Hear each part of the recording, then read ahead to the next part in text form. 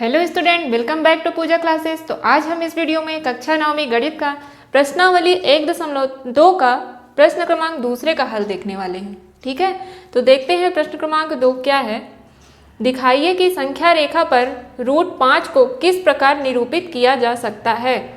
हमको क्या करना है, इसमें √5 को संख्या रेखा पर प्रदर्शित करना है। ठीक है, तो संख्या रेखा पर प्रदर्शित करने से पहले हमको √5 निकालना कैसे है वो देखना है।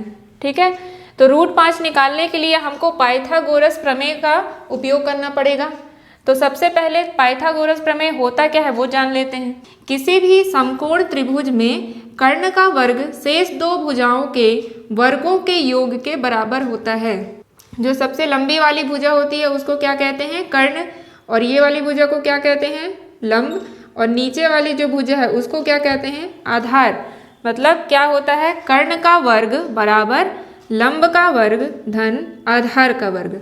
ठीक है, और कर्ण को हम H से डिनोट करते हैं, लंब को P से और आधार को B से। तो इसके जगह में हम शॉर्टकट में ये भी लिख सकते हैं कि H बराबर √P² प्लस B²। ठीक है, तो ये भी होता है पाइथागोरस प्रमेय, ये भी लिख सकते हैं, और पाइथागोरस प्रमेय में ये भी लिख सकते हैं। ठीक है, अब आते हैं हम हल पर। तो पाइथागोरस प्रमेय से क्या हो जाएगा, पहले समकोण त्रिभुज लिया हमने, तो सबसे लंबी वाली भुजा क्या हो गई, कर्ण, ये वाली भुजा क्या हो गई, लंब, और नीचे वाली भुजा क्या हो गई, आधार। ठीक है, तो हमको सबसे पहले जो लंब है उसको कितना सेंटीमीटर लेना है, 1 सेंटीमीटर लेना है। हमेशा ध्यान में रखना कि जो लंब है उसको हम 1 सेंटीमीटर लेंगे। ठीक है, तो पहले देखते हैं, यहाँ पे लिख लेते हैं पाइथागोरस थ्योरम। क्या पढ़ा हमने कि कर्ण का वर्ग जो होता है लंब का वर्ग धन आधार का वर्ग, या फिर और क्या लिख सकते हैं, कर्ण बराबर रूट में लंब का वर्ग धन आधार का वर्ग। ठीक है, तो हमने यहाँ पे कर्ण ले लिया बराबर, अब लंब हमने कितना लिया, 1 सेंटीमीटर, तो यहाँ पे मान रख देंगे 1 का वर्ग।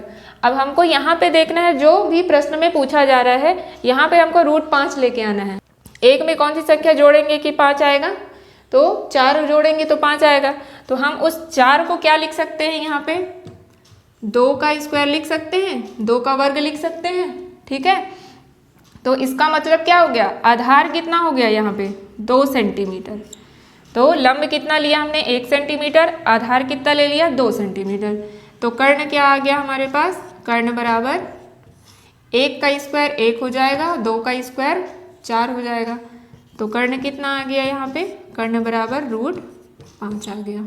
ठीक है, अब इस √5 को हमको संख्या रेखा पर दिखाना है।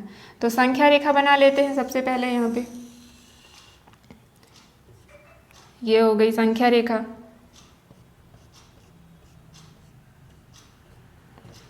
ठीक है, अब किसी भी पॉइंट पर हम मान लेते हैं सेंटर, यहाँ पे हम मान लेते हैं 0, इसको हमने सेंटर मान लिया। ठीक है, तो इधर की जो संख्या होगी वो क्या होगी, धनात्मक होगी, 1 2 3 4 5, और इस साइड की संख्या क्या होगी, ऋणात्मक होगी।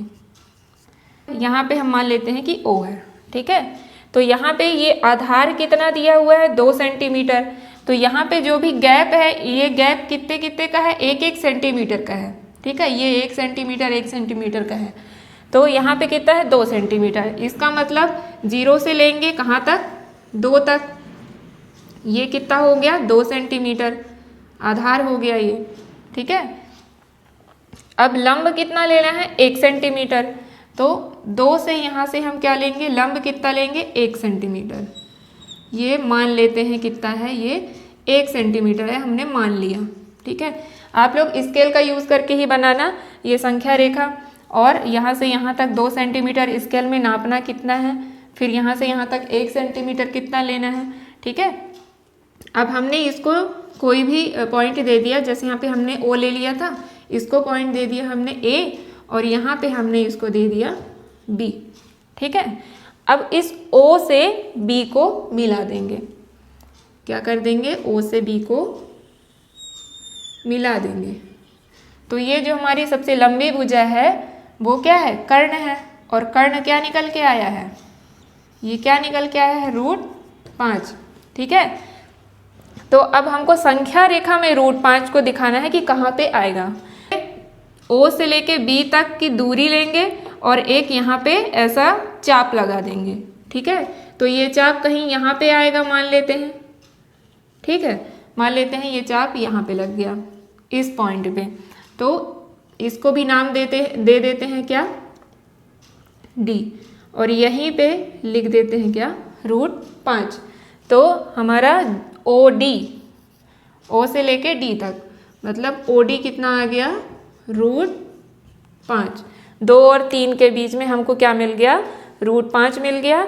तो संख्या रेखा पर हमने ऐसे √5 को प्रदर्शित कर दिया। तो यहाँ पे और क्या लिख सकते हैं, बिंदु D पर √5 स्थित है। तो आई होप आप लोग को प्रश्न क्रमांक दूसरे का हल बहुत ही अच्छे से समझ में आ गया होगा। अगर कोई डाउट रह भी जाता है तो आप कमेंट बॉक्स में जाके कमेंट कर सकते हैं। अगर आपको वीडियो अच्छी लगी हो तो ज़्यादा से ज़्यादा लाइक करें, शेयर करें और सब्सक्राइब करें।